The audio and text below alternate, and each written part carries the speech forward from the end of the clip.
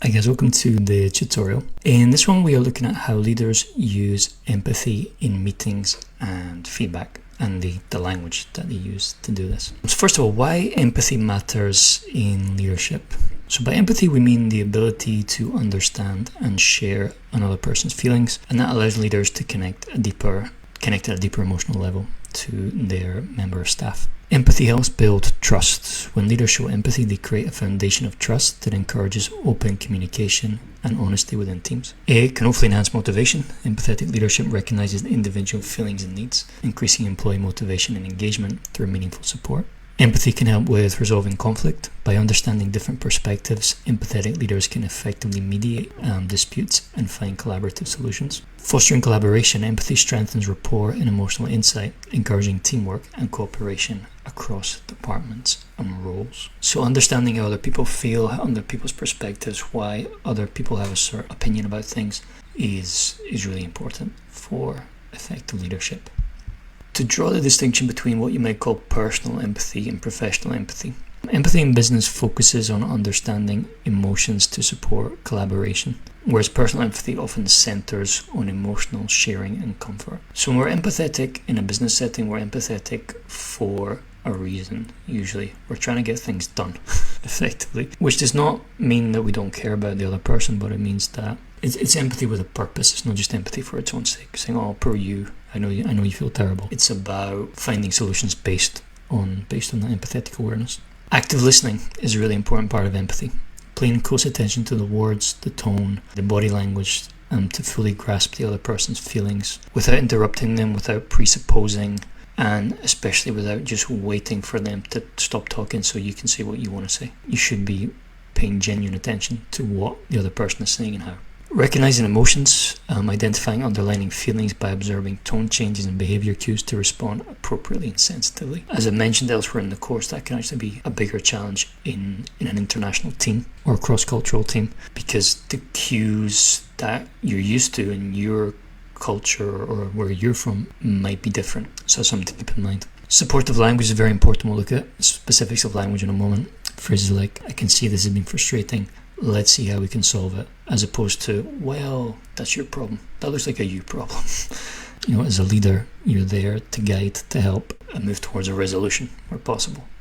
There are different types of empathy in leadership. So there's what we call cognitive empathy, that is the ability to understand how others think, such as the phrase, I understand your point of view. I see why you think that, I understand why you've come to that conclusion, which is not to say you're right or I agree with you, but I understand how you arrived to this point.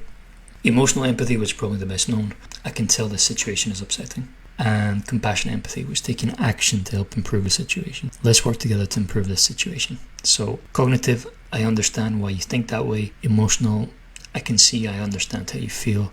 Compassionate, I understand how you feel, let's see what we can do about it. Those are the three types of empathy in leadership.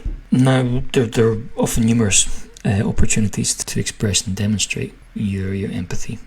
One such situation is meetings. So in meetings, we go back to the point before of listen actively. Show empathy by nodding, paraphrasing, and clarifying what others say to demonstrate understanding and respect. I think that's really important. The paraphrasing and clarifying part of it. You can nod but not really pay attention, and that can become quite obvious. But if you're able to paraphrase the other people's ideas, then they will know that you were paying attention to them. Respond thoughtfully. Use tone and phrasing carefully to acknowledge feelings and avoid misunderstandings or defensiveness. It's quite easy to be defensive sometimes if we feel like we or our ideas are being attacked or being criticized. Involve everyone. Invite others' views with questions like, what's your take on this? To foster inclusivity and shared ownership. Use empathetic phrases. That's a fair concern. I can see why you think that. Thanks for sharing that perspective. Again, not at any point indicating that I agree with your ideas or perspectives, but I understand how you got there and I'm respectful of them. Empathy and feedback conversations. Start with understanding. So begin feedback by acknowledging challenges or efforts. I know this project was challenging. So whether that project was done well or done not so well, you should recognize that this was a challenge. So if someone's done a good job, it doesn't mean it was easy for them.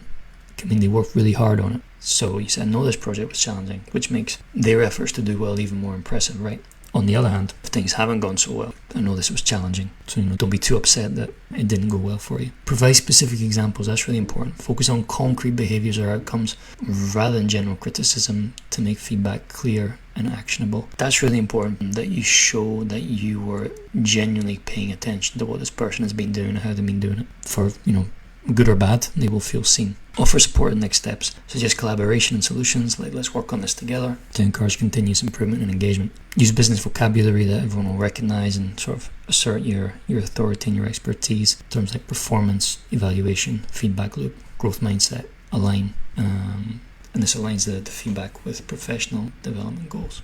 Tone and language, we've touched on this elsewhere in the course. It's not just the message that you give, but it's how you give the message. So softening and hedging phrases, which we've come across before, if you guys have been working in some of the other videos.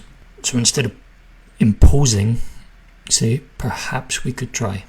You tried it this way, didn't work out so well, perhaps we could try it, this other way next time. It might be helpful if, or would you be open to invite collaboration and respect opinions? So especially when you're given maybe negative, or when things have gone wrong, you don't just want to attack the other person in both the message and the delivery of the message. You, generally speaking, want to soften both. Especially if someone is trying their best, someone is giving their best effort, and they made a mistake or the results weren't great. You don't want to discourage them or demotivate them. So softened hedging language is a great way to frame your ideas, to frame your communication. Avoid blunt or judgmental language. So avoid saying things like, you did this wrong, which may be true, but it doesn't mean we say it like that.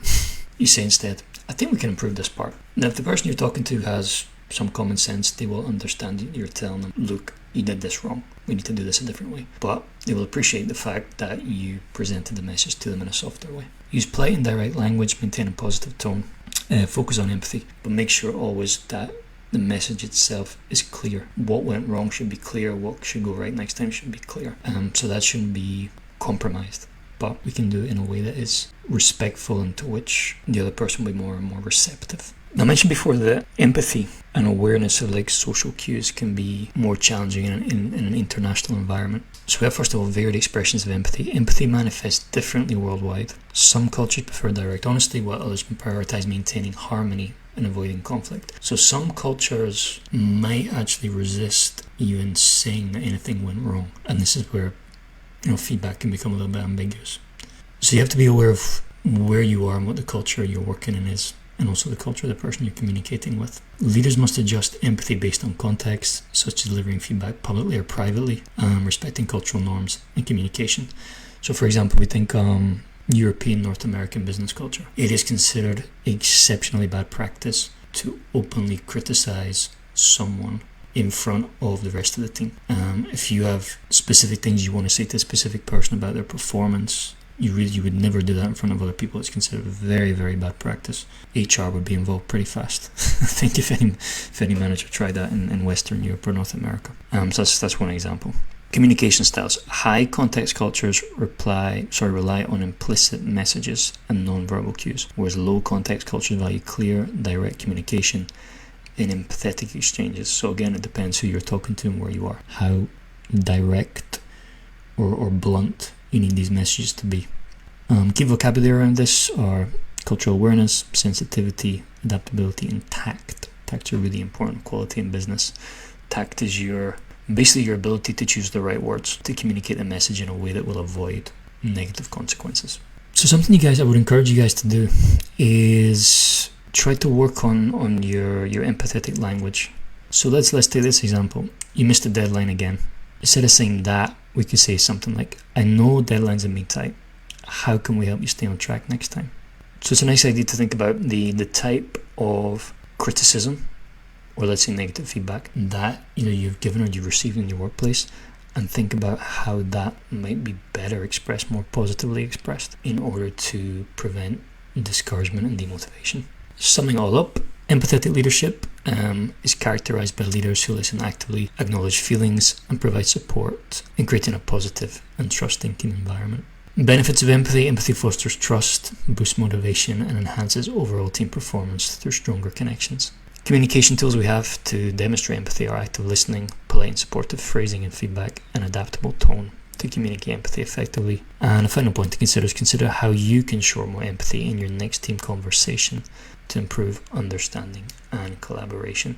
Thanks very much, guys. I'll see you in the next one.